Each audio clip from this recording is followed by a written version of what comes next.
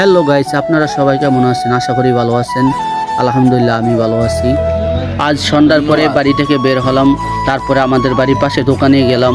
দোকানে যেয়ে দেখি আমার ভাই বেড়াদার সবাই বসে আছে। সবাই বলছিল, ভাই আজকে আমাদের একটা টিট দেন। আমিও ভাবলাম তাদেরকে একটি টিট দেই।